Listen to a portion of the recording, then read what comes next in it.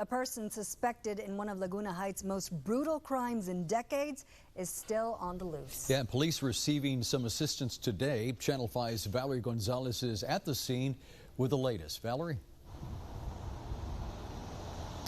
Today, the Texas Rangers came out here to Laguna Heights to help police investigate Sunday's homicide. Police tell us they are scanning and collecting evidence at this trailer home where the body of Miguel Angel Aguilera was recovered. We can't go into the crime scene, but we did speak to someone who did.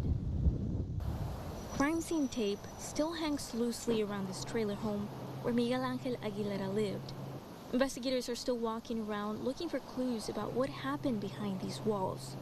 It's in a neighborhood where homes are just a few feet away from each other. That closeness led to concern early Sunday morning.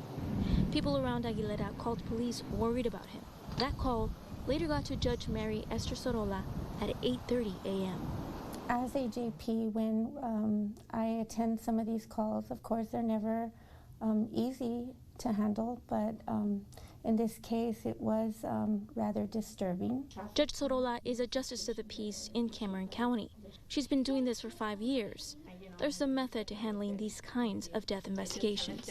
I get the call. Once I arrive on scene, law enforcement will give me a summary as to what we have, and then they'll take me directly to the body, and at that time, that is when I pronounce the person once I see him deceased at that time. And then I determine whether an autopsy is needed, and in this case I did order an autopsy to determine the exact cause of death. The preliminary autopsy report was released today. All that was written. The medical examiner came back with multiple sharp force injuries to the body.